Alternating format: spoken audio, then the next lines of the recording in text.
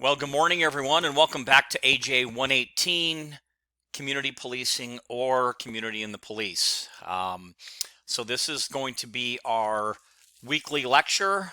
Remember, we are in that face-to-face class that kind of changed to a online class. So again, this is where you should be accessing your lecture at. So if you're watching this video lecture, you're in the right place. Today we're going to be talking about chapter 15, where we're going to look at understanding and preventing terrorism and really how law enforcement has changed over the years as a result of 9/11 and similar incidents. So with that being said, before we get started, don't forget to check out the key terms that are posted in your course canvas along with doing the matching exercise. This chapter also has quite a bit of content, so there's a really good possibility that I will break it up into two parts, just like I've done with the last couple of chapters, just based on the amount of content that I need to get to you. So with that being said, let's go ahead and jump right in. So what are we going to learn in this chapter? Well, we're going to, first of all, be able to list the common elements in definitions of terrorism, just like we talked about in a couple of other chapters, like the definition of a gang. There are some different definitions depending upon where you look, or maybe even whether it's state, federal, or local definitions. So one thing with terrorism, and just like with gang membership, there are some overlaps, some of those common things that you'll find in all of the different definitions. So we'll take a look at that. We'll also look at what explains and motivates most terrorist attacks. So, think of it like this from a criminology standpoint. Why do people do this? Why do people commit crime? So we're going to look at some of the motivations behind some of the terrorist attacks. We're also going to know how we classify terrorism. Are there different types? And we will find out that indeed there are.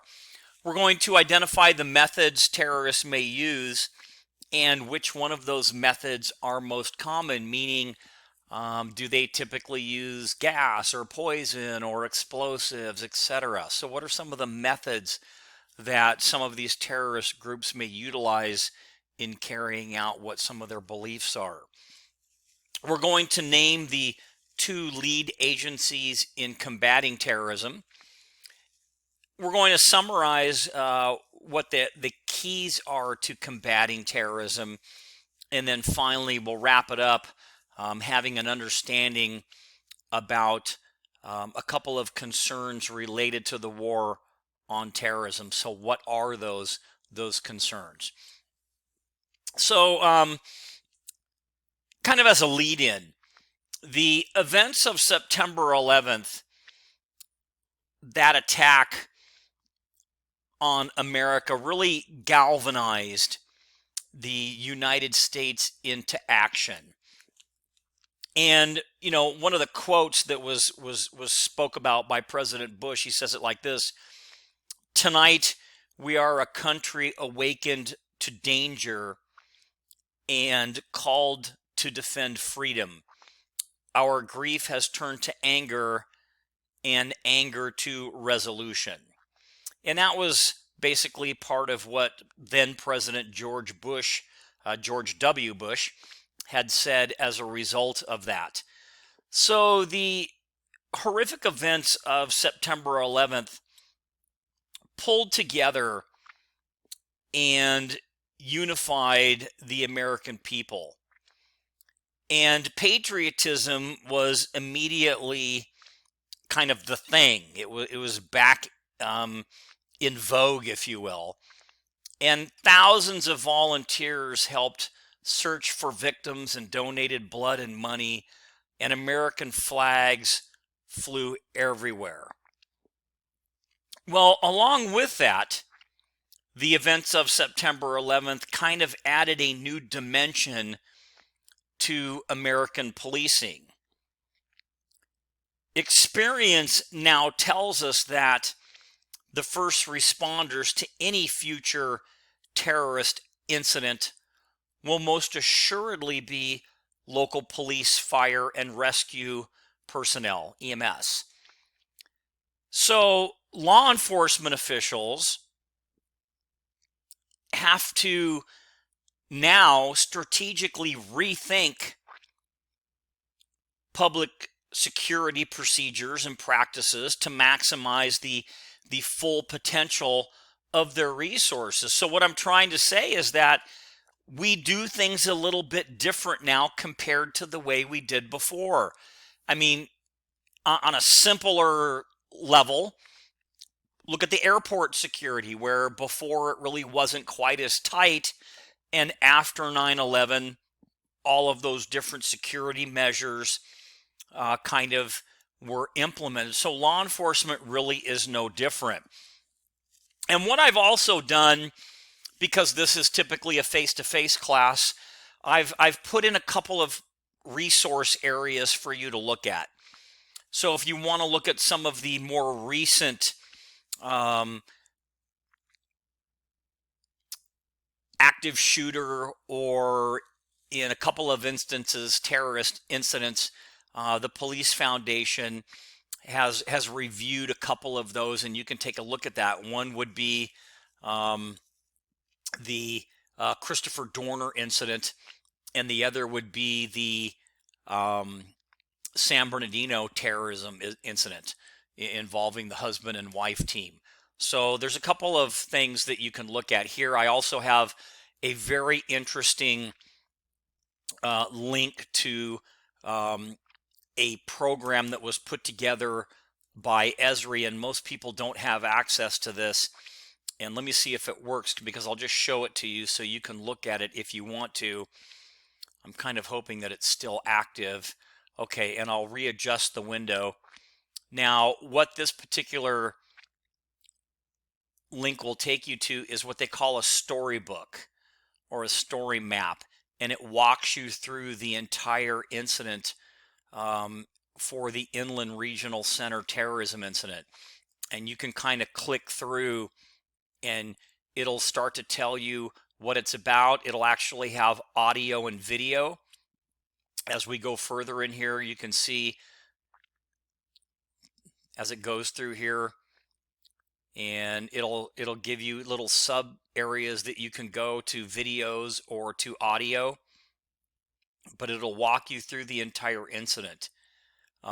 Super interesting, and I would highly recommend that if you have the time, that you take a look at that if you're really interested in how some of these things unfold. So as we, again, we're talking about these major incidents. We can look back at the Las Vegas incident, and I know they call it terrorism, but we're going to learn by definition, we don't really know if that was a terrorist incident. We do know that it was a shooting, and we know multiple victims were injured and killed. But by definition, and we'll ask ourselves this question in a little bit, is it really, in fact, a terrorism incident, or is it more of a mass shooting? So let me walk you through a little exercise just to kind of get you thinking about what could happen at the officer level. So let's suppose that you receive a call that there's a person taking pictures at what we will call the tank farms with a drone. Now, this is a location off of the 10 freeway where there is fuel that is processed, and this processed fuel is pipelined to all the airports and military bases, not only in California, but parts of New Mexico, Arizona, and Nevada.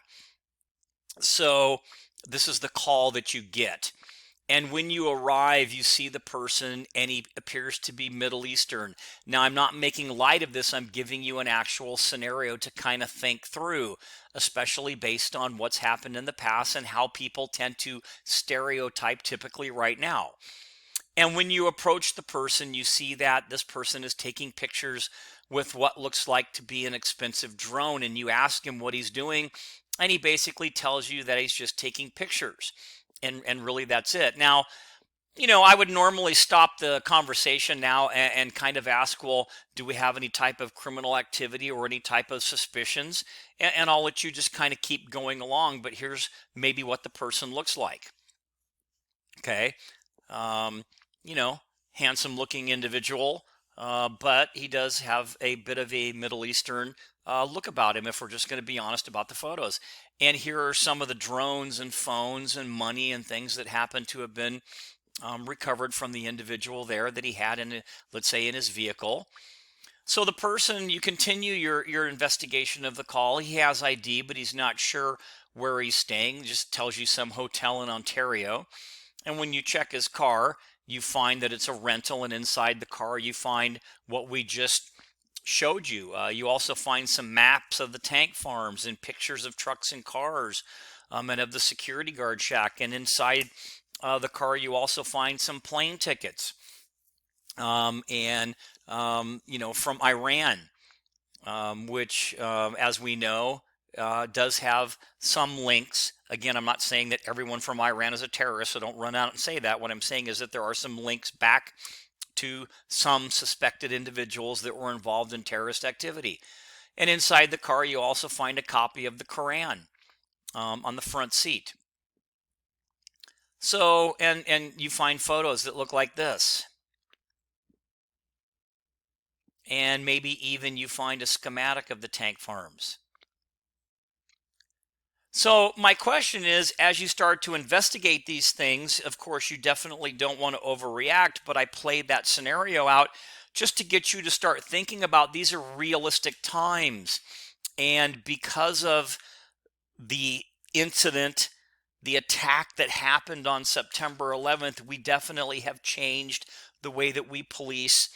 And I think that needs to be something that you understand. Now, again, we don't want to unjustly profile individuals, or say anything negative about religion or anything else, but it is a different time, and we at least have to be aware of these things. And how does all of this play into community policing? And we're going to find that out. So let's talk a little bit more about terrorism, kind of an overview. So we know that terrorism has occurred throughout history for a variety of reasons. Historical, cultural, political, psychological, economic, religious, or any combination of what I just said. And terrorism is a method of fighting. It allows a weaker force to attack a stronger power, basically disrupting the social organization of that established authority. And there's a word out there that you're going to learn, and it's called asymmetric. More specifically, asymmetric warfare. And what that is basically combat in which a weaker group attacks a superior group by not attacking the stronger adversary head on, but rather attacking in areas where the adversary least expect it to happen. That's the form of a terrorist. Train bombings, plane bombings, where people least expect it. So does that kind of make sense, the asymmetric warfare? You could almost equate that to, if you look back at the Vietnam War, when soldiers went over to fight over there, where they were in an area where they hadn't fought in the jungles and the swamps and different things. And basically guerrilla tactics were used to fight against the American soldiers, if that kind of makes any sense. So that's what asymmetric means. And terrorism has fluctuated over time, and it transforms with multiple political, social, and psychological circumstances. So what this means is terrorism is dynamic and ever-changing for a lot of different reasons. Terrorism can be carried out by a single person, by a small group, or even by a large group. And over 85% of the country's infrastructure is protected by private security. And I put that out there because I think we need to understand that police can't be everywhere and guard everything. So we do need to know that a majority of the country's infrastructure is actually protected by those involved in private security. Now, the U.S. Department of State designates countries as state sponsors of terrorism if they actively assist or aid terrorists, if they harbor past terrorists, or if they refuse to renounce or turn their back, if you will, on terrorism. And countries currently designated as state sponsors of terrorism include Iran, Sudan, and Syria. And there are a couple of others, but those are a few that were listed in your textbook.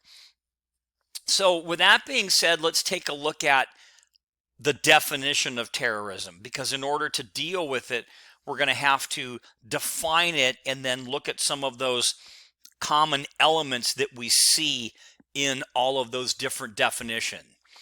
So there's no real single universally accepted definition, but again, there are kind of overlaps, if you will, and we'll start to see that. So the definition used by the FBI is located in the Code of Federal Regulations. And in that regulation, it states that terrorism includes the unlawful use of force or violence against any persons or property to intimidate or coerce a government, the civilian population, or any segment thereof in furtherance of political objectives. Now you can see that I have bolded some words in there because these are some phrases that you're going to see that are consistent in some of the other definitions. You're going to see force or violence. You're going to see intimidate or coerce. You're going to see political. So let's kind of look at a couple of other ones. So also the 22nd U.S. Code, section 2656F, subsection D2, wow, that's a mouthful, defines terrorism as the premeditated, politically motivated, okay, so we saw politics in the last one, violence, we saw that in the last one, perpetrated against or carried out against non-combatant targets by subnational or clandestine groups. Now, non-combatant means that it's just the general population. It's not one army against another army. It's this politically motivated violence against those that are not combatants, okay? So the average citizen, if you will. So that's an interesting definition. Now, most common elements in the definition of terrorism, kind of like what I bolded some of those, would be that systematic use of physical violence, actual or threatened. So these are the most common elements. Again, against non-combatants, and we talked about what non-combatant means. With an audience broader than the immediate victims in mind, meaning that when they do these things, it's going to be large scale. It's going to impact several individuals. To create a general climate of fear in a target population. So that's another thing that you have to, part of terrorism is inflicting fear. If the terrorists blow up a train, perhaps you may not want to ride the train for a while or ever again. Okay, so this is kind of, creating that climate of fear, maybe even getting on an airplane after 9/11. I mean, all these different things. And again, the last one, to cause political and or social change. So these are some very common elements that you find in the definition of terrorism. And kind of a, as we continue to define it, terrorism by nature is political because it involves acquiring and using power to force others to basically submit to the terrorist demands. So, so to try to influence those governments to do certain things. And terrorists usually attempt to justify their violence by arguing that they have been excluded from the accepted process to bring about political or social change. And what they're saying there is basically that they use violence because the other methods that maybe they've tried to bring about change didn't work. So, or that they weren't involved in it. And because they weren't involved in it, the only way that they can make this government or this other group change is through the use of violence. So they claim that terrorism is, in fact, their only option. So hopefully that makes sense. And terrorist attacks they generate publicity and focus attention on the organization behind the attack, which helps kind of create their power. So hopefully that kind of makes a little bit of sense as well. And sorry about the phone ringing in the background, but it's going to be that or the dog barking, so one of the two. So motivators for terrorism. What might be some of those motivations for terrorism? Well, let me back up a second. I talked a minute ago about that terrorist attacks generate publicity and focus attention on the organization behind the attack, which kind of helps create their power. Again, we know that they try to justify their violence by telling us that they've been excluded from whatever process was out there to bring about political change. So they claim that this is their only option. Now, whether one agrees with this argument often depends on whether one sympathizes with the terrorist cause or with the victims of the attack. And the label terrorism can be highly subjective depending upon one's sympathies. However, terrorist acts include pretty high power, high profile things like murder and kidnappings, bombings, and arson. Again, despite the lack of a single universally accepted definition of terrorism, most have some of the elements that we covered just a minute ago. Okay, so now that I got past that, let's talk a little bit more about what are some of the motivating factors. Well, terrorists act based on varying motivations, just like you might act on different things. Religious motivations are seen in Islamic extremism. Political motives include such elements as the Red Army faction, and social motives are seen in single issue groups such as like animal rights groups or environmentalists. And extremists begin believing that a specific situation is not right and it's not fair, and because of that they focus blame on another group and then at some point determine that that group is evil. And we'll talk more about what this process is called in just a few minutes. So terrorist acts are based on varying motivations. It could be dissatisfaction with a group. It could be religious. It could be political. It could be the social system. And frustrations resulting from an inability to make changes through acceptable nonviolent means. So the FBI, as we start to talk real quick about the two categories of terrorism, basically distinguishes terrorism under two separate categories. Anybody have an idea what they are? International or domestic?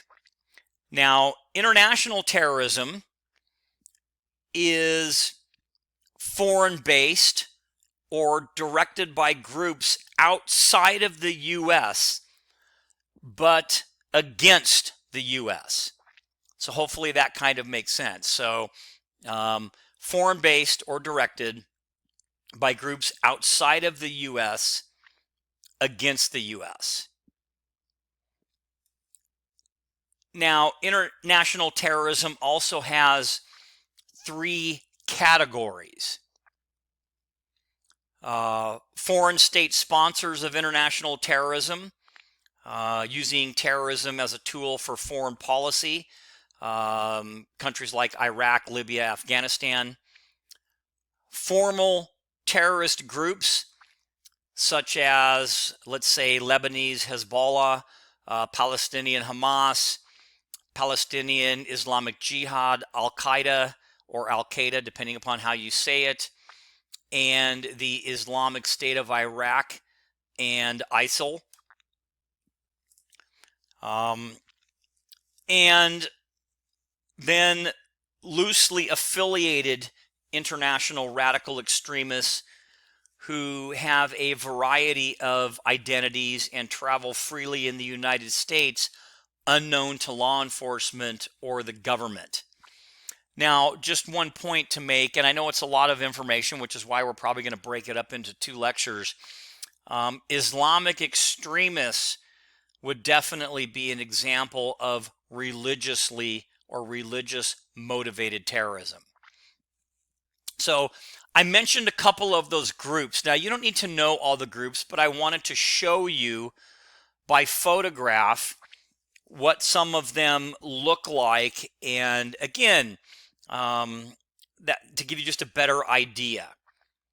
So as we look at some of these different groups, part of what they say sometimes is that this is supposed to be a religion of peace, let's say, when you talk about the Quran and things like that. However, when you look at some of these photos, it does make you think that you don't see a lot of peace. You see a lot of army and weapons and explosives and different things. So here's, again, these are some photographs of these different international terrorist groups.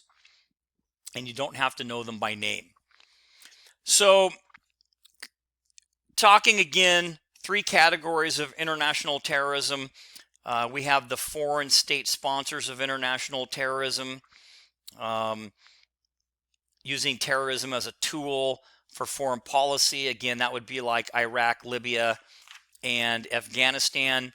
We have the formalized terrorist groups that we talked about, like Hezbollah, Hamas, or Islamic Jihad. And then we have the loosely affiliated international radical extremists. So those are the basic 3 categories of international terrorism. So now the question, as we talk about it, well, how do they get that way? How do the terrorists kind of end up the way that they do, if you will? Well, it's called the process of ideological development. And in your textbook on page 439, it has this same chart. And it kind of walks you through the understanding of the terrorist mindset. And it starts on the left-hand side over here with social and perhaps economic deprivation, where the context is, hey, it's not right.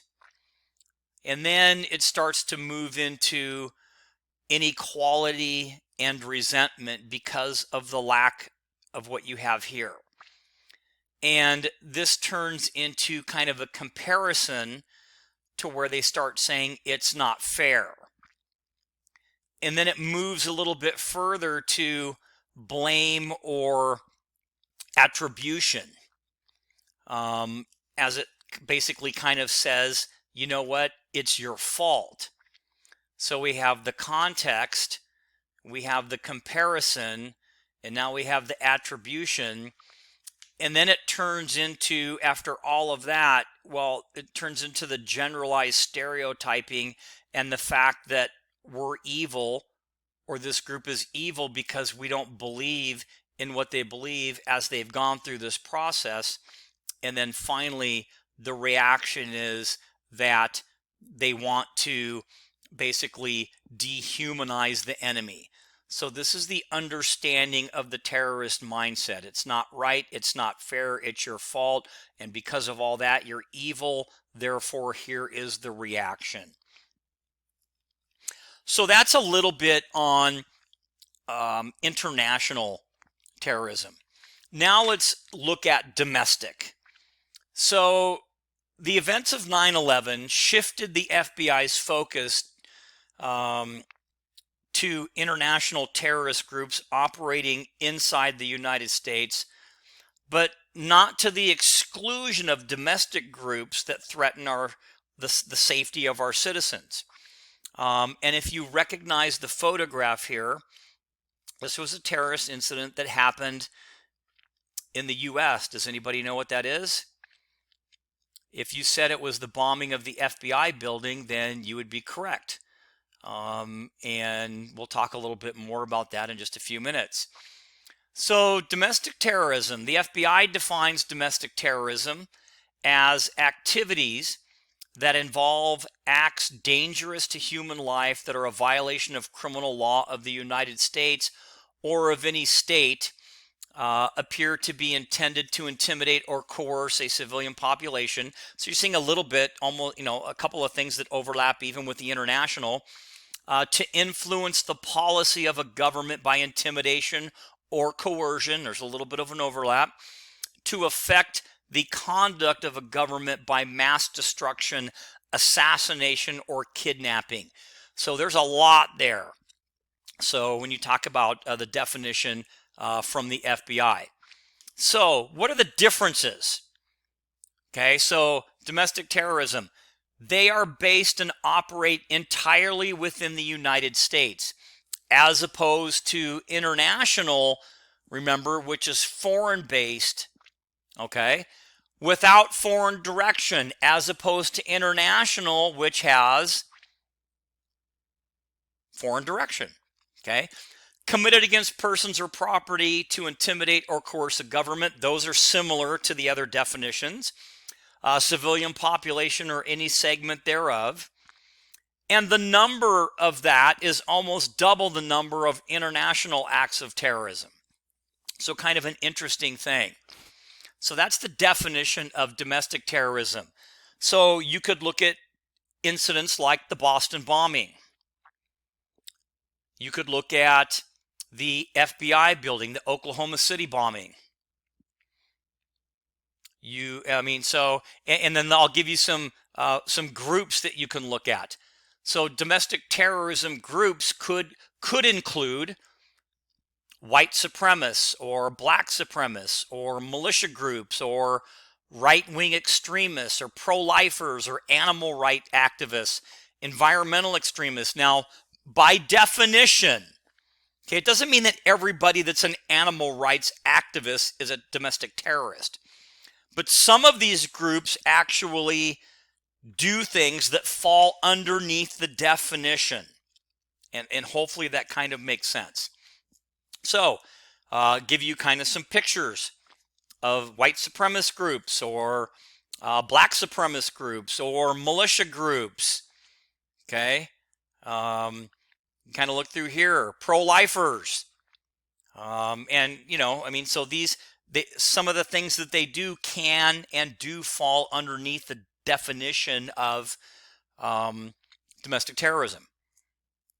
So the 1990s saw multiple terrorist attacks against the U.S. military installations in Saudi Arabia and embassies in East Africa.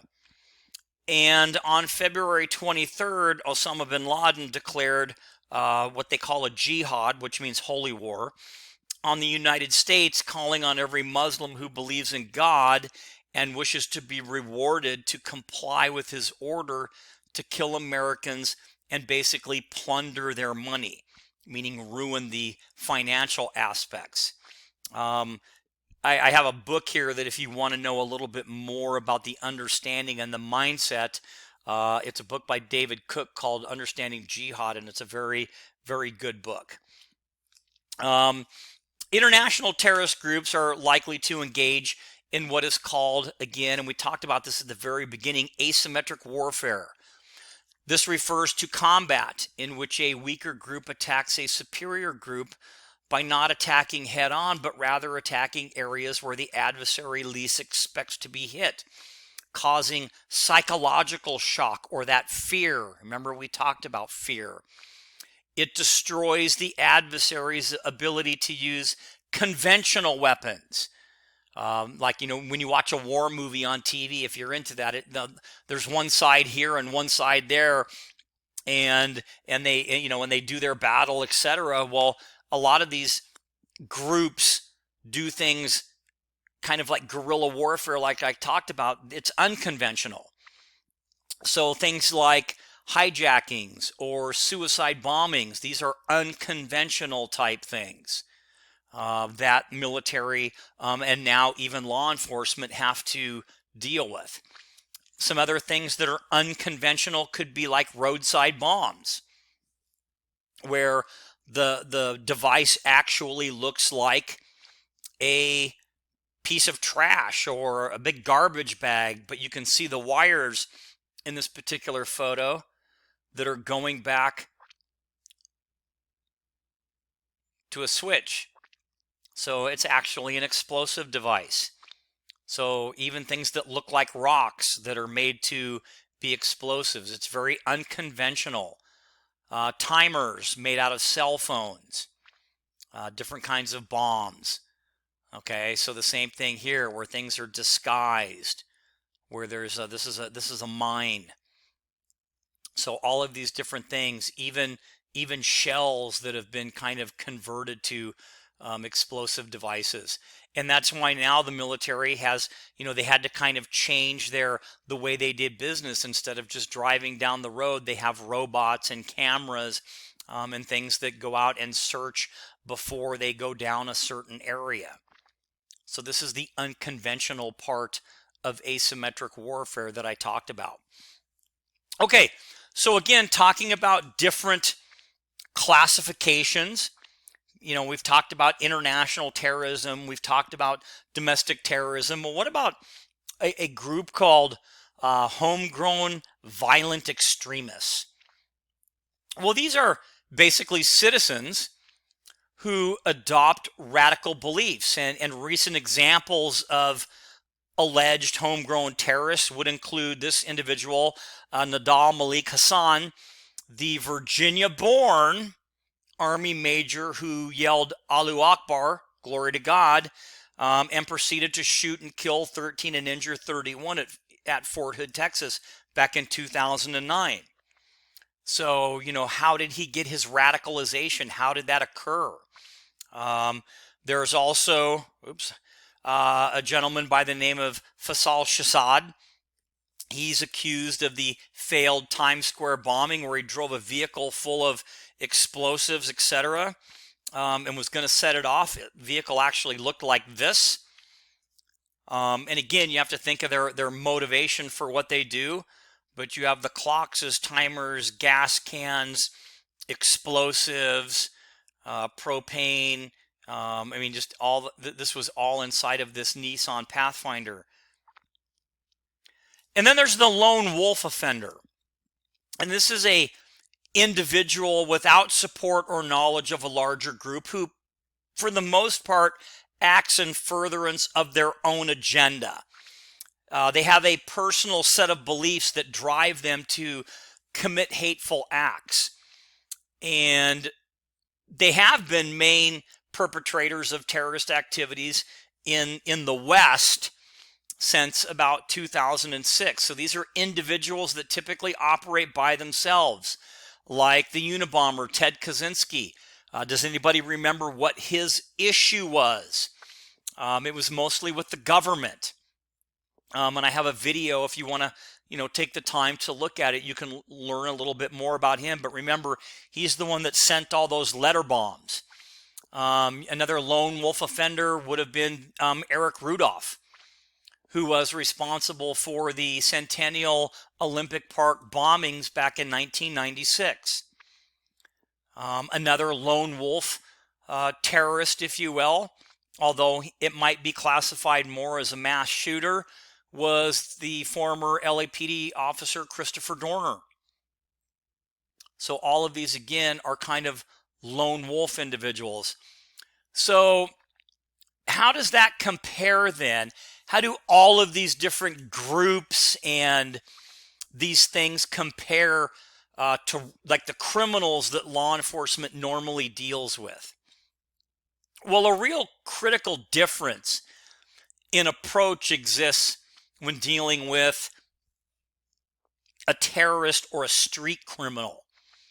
When fighting a terrorist, it's kill or be killed, not capture, prosecute, and convict. So it's a little bit different kind of between your criminal and your terrorist. Some of the motivations when we talk about terrorists as criminals, there's different motivations. There are different objectives, much deadlier weapons. The terrorists seek to cause wide-scale damage where maybe the street criminal, it's not wide-scale, it may still be damage, and inflict fear. So again, these are some differences that you'll kind of see between terrorists or criminals. So with that said, let's take a little bit of time to look at some of the methods that are used, and then I'll probably stop that as part one, and then I'll come back with part two. So in your textbook on page 444, there's a section titled Methods Used by Terrorists, and you can see for the most part that terrorists have a variety of techniques in furtherance of their cause. And the figure on the slide right here illustrates the methods used in international terrorist attacks during 2014. And you can see that the number one method would be bombing or explosion. Then you would have armed assault, hostage taking, maybe facility attack and assassination. Now ask yourself, why is bombing number one? Why is that the biggest part of the pie? Could it be that the precursors or what you need to make bombs is easier to get than maybe doing some of the other things, and maybe less deadly for the person that's carrying it out, if that makes any sense? Planting a bomb and leaving, you're not going to be there when it goes off, but an armed assault, you're going to be right in the line of fire possibly. So I mean, these are just rationales. So from about 1978 to 1996, Ted Kaczynski, the Unabomber, terrorized the country apparently in protest against technology with a string of 16 mail bombings that ended up killing 3 people. And Ramzi Ahmed Youssef, found guilty of masterminding the first World Trade Center bombing in 1993, declared that he was proud to be a terrorist and that terrorism was the only viable response to what he saw as a Jewish lobby in Washington. The car bomb used to shatter the federal building in 1995 was Timothy McVeigh's way of protesting the government and their raid on the Branch Davidians at Waco, Texas back in 2000, I forget what year, 1995. And in 2002, Lucas Helder terrorized the Midwest by placing 18 pipe bombs accompanied by anti-government letters in mailboxes throughout 5 different states. So you could probably see why explosives would be the number one device to use. Now there are other ones, okay? So we have, different techniques. We have explosives and bombs. We have what they call weapons of mass destruction, which could be chemical agents or biological agents or nuclear. You even have technological terrorism. These are all techniques that are used by terrorists. Arson, explosives, and bombs. And of all those previously listed methods, again, some experts contend that explosives or incendiary devices are the most likely to be used in a terror attack because they are inexpensive, easy to make, and highly lethal, as evidenced by the devastation caused by IEDs against our military. And the second most common one would actually be armed attack. So here's a couple of different photographs of IEDs or explosions, so you can kind of look at the magnitude, again, the inflicting fear and the damage. And you can even find how to make a bomb on YouTube. So, a little bit more on explosives and bombs. Some of the tactics or methods used could be things like suspicious packages or vehicle bombs or even suicide bombers, where somebody basically blows themselves up. Typically, those are carried out by what we call sleeper cells. And these are individuals that remain hidden around us until they are called upon to act. Think about 9/11 and everybody that was here in the U.S. to carry out those attacks. Do you think that they all just flew over the day before? Or do you think that they were here for a long time, working among everybody else, blending in, doing what they needed to do as far as intel gathering and getting everything set up, and then when they were called upon, they carried out their particular plan? That's the definition of a sleeper cell. So if you've never seen some of these things, I'll show them to you. So here's what a letter bomb looks like. And you can see that while it might look small, it is still extremely dangerous. You have a blasting cap, you have the electronic connection, so when this is opened, the connection comes apart, thus activating the explosive device. You have car bombs that have nails and different thing in it for shrapnel, canisters of different types of fuel or gas. A lot of times they might even use fertilizer because that is something that is actually highly explosive. You have these suicide bombers that will carry the explosives on their bodies and place themselves in an area and then detonate the device. If you want to know a little bit more about what a suicide belt looks like, here is an example of a kind of a cardboard belt. And you can see it's got a switch, what they call a kill switch. The charge is through a 9-volt battery. They've got the explosive sewn in here, and then they have the frag, which can be nails or screws or nuts or bolts or any type of other metal that will fly out. So here's an example of an actual recovered switch. So some are push button, some are toggle.